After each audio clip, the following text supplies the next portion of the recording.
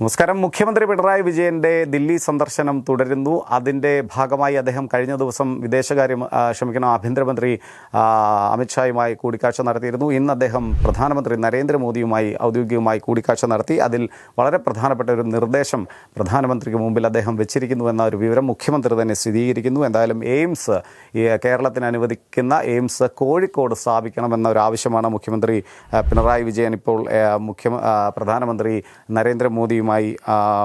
നരേന്ദ്രമോദിയോട് ആവശ്യപ്പെട്ടിട്ടുള്ളത്. സ്വാഭാവികമായും ഇത്തരത്തിലൊരു ആവശ്യം അനുഭാവപൂർവ്വം പ്രധാനമന്ത്രി പരിഗണിക്കും എന്ന് തന്നെയാണ് പ്രതീക്ഷിക്കുന്നതെന്ന് മുഖ്യമന്ത്രി പറയുന്നുണ്ട്.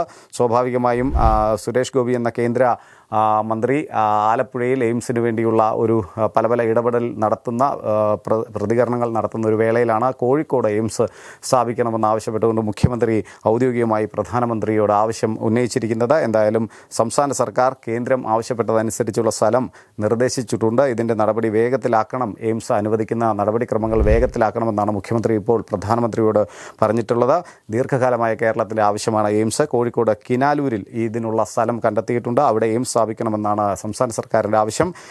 നേരത്തെ എയിംസിന് വേണ്ടി 4 സ്ഥലങ്ങൾ കേന്ദ്രത്തോട് സംസ്ഥാനം നിർദ്ദേശിച്ചിരുന്നു. കേന്ദ്രം അന്ന് സംസ്ഥാനത്തോട് പറഞ്ഞത് ഒരു സ്ഥലം ഉറപ്പിക്കണം എന്നാണ്. അങ്ങനെയാണ് കോഴിക്കോട് സംസ്ഥാന സർക്കാർ കിനാലൂർ എന്ന പ്രദേശം നിർദ്ദേശിച്ചത്. കോഴിക്കോട് എയിംസ് സ്ഥാപിക്കുന്നതിനുള്ള നടപടി ത്വരിതപ്പെടുത്തണമെന്ന് പ്രധാനമന്ത്രിയുടെ ശ്രദ്ധയിൽപ്പെടുത്തിയിട്ടുണ്ടെന്ന് മുഖ്യമന്ത്രി തന്നെയാണ് ഒരു ഔദ്യോഗികമായ സ്ഥിരീകരണം നടത്തിയിരിക്കുന്നത്. മറ്റെന്തൊക്കെ കാര്യങ്ങളിൽ ചർച്ച നടത്തി എന്നതിനെപ്പറ്റി വരും മണിക്കൂറുകളിൽ നമുക്ക് ഒരു ഔദ്യോഗിക വിവരം ലഭിക്കും. എയിംസിനെ സംബന്ധിച്ചിടത്തോളം വളരെ സുപ്രധാനമായിട്ടുള്ള ഒരു വിവരം തന്നെയാണ് ഇപ്പോൾ മുഖ്യമന്ത്രി ഔദ്യോഗികമായി പങ്കുവച്ചിരിക്കുന്നത്.